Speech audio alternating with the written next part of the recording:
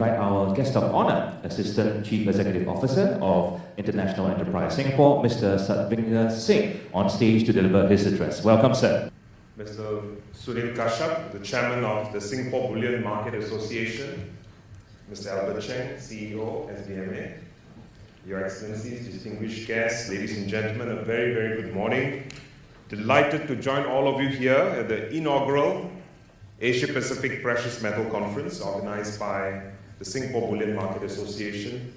It truly gives me and my entire team in IE Singapore a deep, warm, great pleasure to warmly welcome all of you. And I'm told there are many important players from the precious metal sector here today this morning.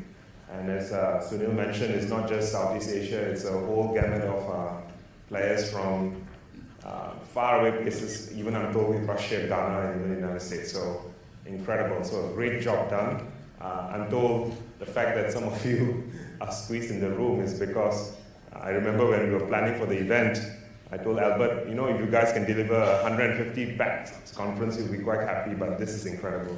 So a job well done. And I'm sure they cannot have done this without each and every one of you in this room supporting them.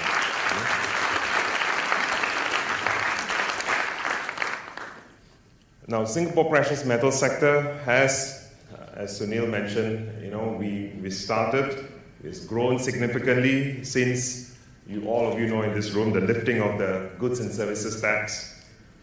It happened, of course, in October 2012. I call it the turning point.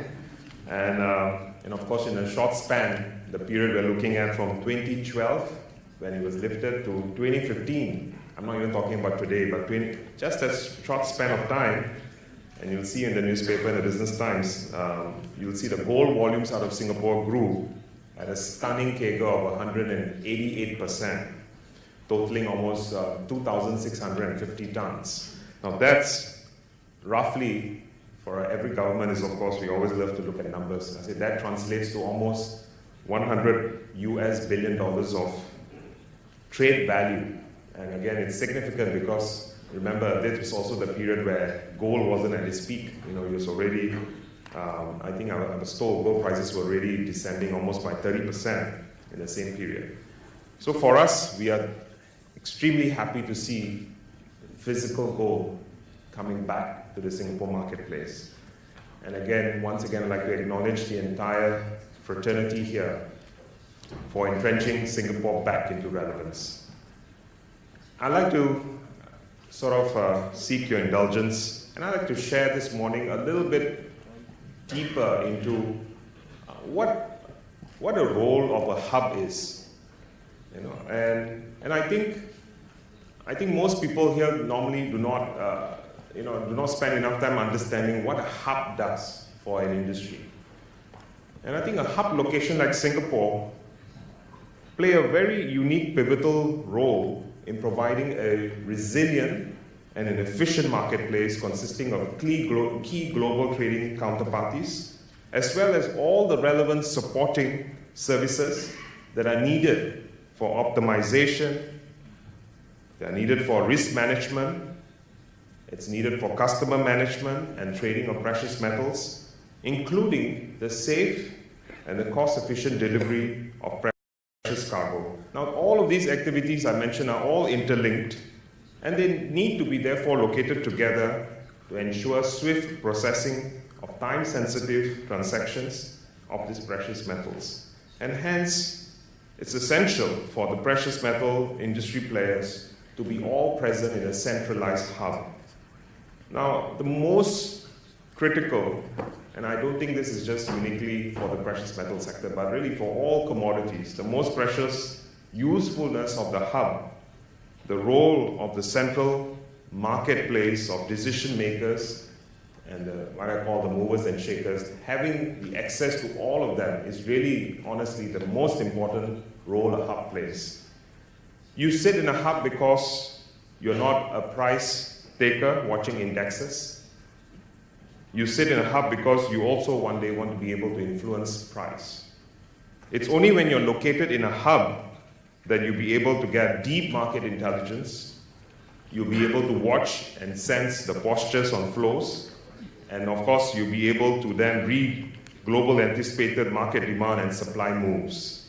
All of this, as you all know in this room, is extremely critical when companies structure and they optimize their business deals. And again, Singapore is one place where each one of you in the fraternity can call a home, and we can be a prime candidate in this part of the world as the centralized, trusted hub. For me, we are really bullish about the prospects of strengthening Singapore as Asia's precious metals hub.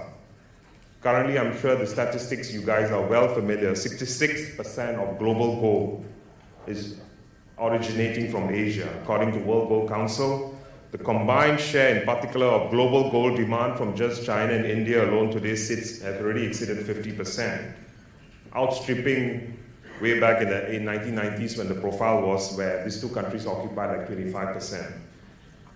Now, you know, when you look at statistics from now to 2030, the size of the economies of both China and India, told by Pricewaterhouse, today the United States is 17 trillion, and China is going to be 38 trillion in 2030.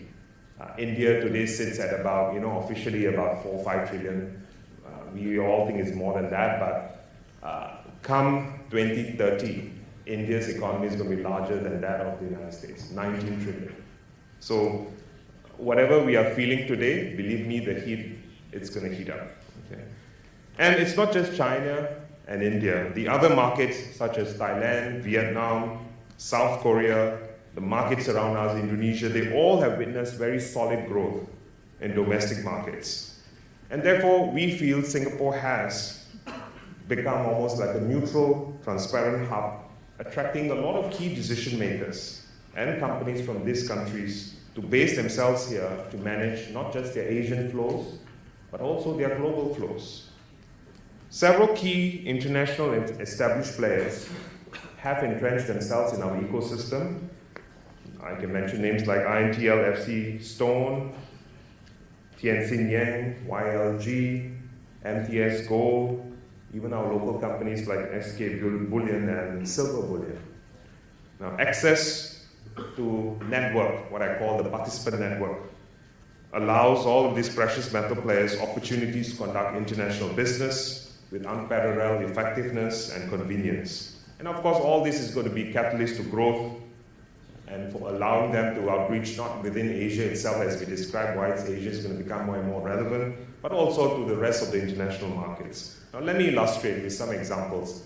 INTL FC Stone, one of the world's largest, most recognized non-bank gold bullion trader and services provider, they have actually chosen Singapore for some time already to serve as their gateway to Asia-Pacific markets, connecting themselves to the region here, but at the same time connecting Asia to their global network. Currently, I'm told 60% of INTL bullion turnover, which translates to about 60 million ounces of gold, originates from the Singapore office. In 2017, it has also launched the first global premium-based physical platform designed and tailored specifically for the Asian physical markets. Let me share another example. YLG, one of Thailand's most established bullion trader. Again, they set up in Singapore to tap on the international participant network we talked about. And since commencing in 2013, the office today has been seen its trading volume increase almost 30% per annum. Similarly, our homegrown companies like SK Bullion, Silver Bullion have also benefited greatly. The SK Bullion, for example, customer base has grown 20% since August 2016, while Silver Bullion saw a year-on-year increase in sales of more than 60% in 2016. Now, all this is wonderful news, and I feel while all of you are here, the fraternity is here, for a hub to be really relevant, there are several important ingredients that are critical. These ingredients, let me just quickly take you through what they are. First and foremost, I feel the most important ingredient is really human talent and capital. And this is one area where Singapore, we have actually really have invested the most in our people. Now, we have invested in creating a globally competitive and highly qualified workforce, while at the same time, we have not been welcoming global talent from all over the world, I still say that we are one of the most open hubs in the world in terms of being able to attract global talent.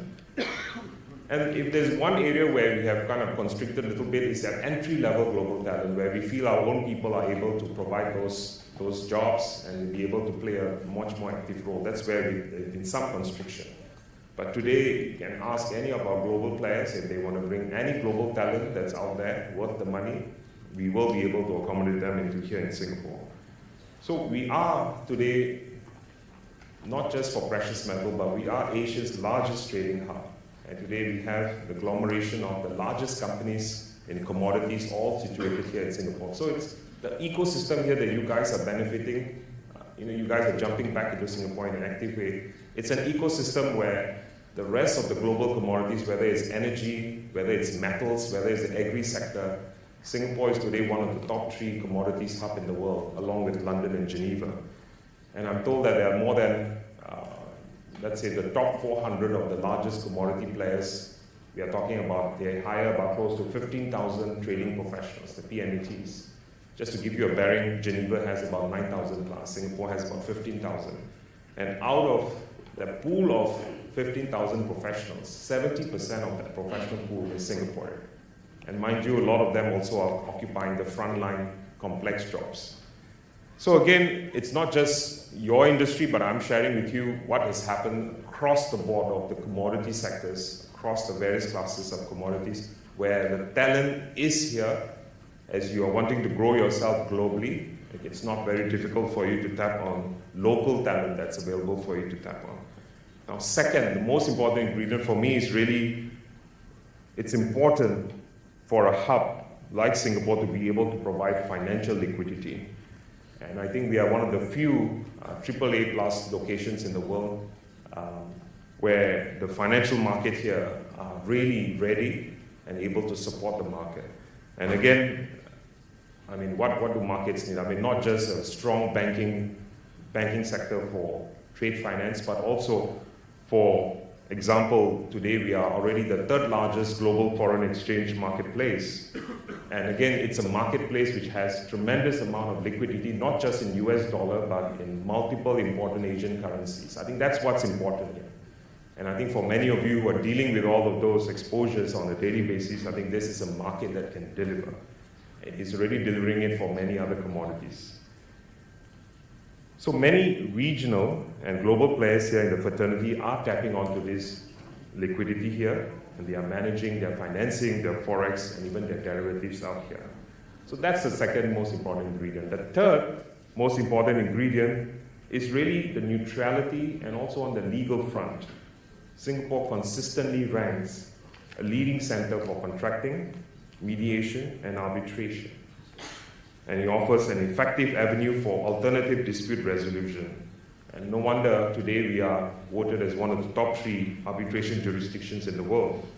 The neutrality and the established jurisprudence makes it an ideal location for settlement of international disputes. Now, these together with what we described earlier, the removal of the GST, the exemption on investment-grade precious metals, along with programs that we have developed, like the approved refinery and also the consolidated schemes, which also, all of these were done in order to help to ease the cash flows for traders and also to encourage greater transaction flows. The fourth ingredient is really already in place, the physical infrastructure. To me, that's important, and I think you guys know about the Freeport at Changi. You guys are also aware of Metalor Technology Singapore, how we have created in the last couple of years an LBMA accredited gold refinery. I'm told since the day it started, today the volume is quadrupled. And of course, you guys know amongst you some of the world-class providers that are sitting in this room, the Brinks, the Certis, Sistos, the Malka Mix, the G4S, the Loomis. They all are here to provide competitive, high-quality support services. Now, to be globally competitive is becoming critical these days for many of you who are regional global players to find a competitive neutral hub that's able to deliver all of these ingredients. And I think this is what matters. And this is where a hub is able to provide you your competitiveness that you're looking for. Now, I feel that what was really missing after we started our journey in 2012 was a platform, and I think my team had worked very, very hard, to work with the fraternity here. And I think, believe me, the ideas did not come from us, the ideas came from you guys. The fraternity felt that there was a vacuum, there was a need for an organization like SBMA, and voila, we all are here celebrating our initial significance and relevance. Now, 5 years has passed, and since we embarked on the journey, and I agree with Sunil, we have made very good progress. However, I'm also cognizant that this kind of a journey, it's not about a yearly improvement, but you take decades of effort to create a platform, to create an ecosystem. You can ask Ruth, I think even today in London, right, it's consistent hard work in making yourself relevant. So I don't want all of us in this room to think that, okay, we have done our work and this is it, and none of us have to do anything else. The fact is the journey, I agree with Sunil, the journey has just begun. And I think this is where I'd love to see SBMA play a leading role, propelling initiatives in concert with industry members. I'm happy to acknowledge SBMA's achievements in the last 2 years. Membership has grown to 36 since 2015. We have today amongst some of the largest recognized organizations in the world, not just World Gold Council, the London Metals Exchange. We also have the global banks like JP Morgan, ICBC Standard, INTL Asia. So that's all great, but I think we need to rope in more and more of our ASEAN and our Asian participants into our network. And I think that should be our focus. Now, SBMAs also have organized several regional outreach trips. I was very happy to see that for a new organization to be active internationally. And notably, they have organized three trips, I remember, Sunil. There were 3 trips to Myanmar. And of course, that have produced concrete results. You will see the celebration of an MOU later on with the Myanmar Gold Development Public Co. And of course, SBMA's engagement on the international front with both London Bullion Market Association and the World Gold Council have accentuated the visibility of Singapore's industry on the global stage, and I'm delighted to see SBMA creating value for its members. I think there are many initiatives we can't talk about, but we are interested to push together with these organizations in order to create greater value and relevance to our part of the world. Now, looking ahead, SBMA, I know, will continue with the industry's consolidated voice. And I'm happy to hear what Sunil said. There's a need for a more detailed statistic to map out the ASEAN marketplace and growth and to provide greater transparency. I'm happy to hear SBMA is going to spearhead the gathering and the analysis of such data for eventual dispensing to the industry. SBMA, I understand, is also going to be working with our tertiary education institutes in Singapore, potentially set up an SBMA Academy, a talent development initiative aimed at nurturing the next generation of trading professionals for the precious metals industry. Now, these are initiatives which are not unlike what other associations are doing for the commodity sector here. So while we are a little bit late in the game, it's not too difficult if there's a strong will. And the will, of course, comes from all of you. I'm very confident of SBMA's continued relevance and success, and I'd like to thank them for their distinguished service so far. The precious metal sector finally remains an area of beaming with potential, believe me, and with a growing number of enterprises, with strong supporting infrastructure, SBMA now at the helm, and of course, we will stand by you guys with support. I have every confidence that the sector will continue to flourish. And I encourage all of you here from all over the world to make this your home, make this a location to launch your Asian, your Southeast Asian strategies. And more importantly here, when we gather for a conference like this, believe me, it's not just the panelists and the conferences, but I know it's all about deal making and building relationships. So again, wishing all of you a very fruitful conference. And again, congratulations.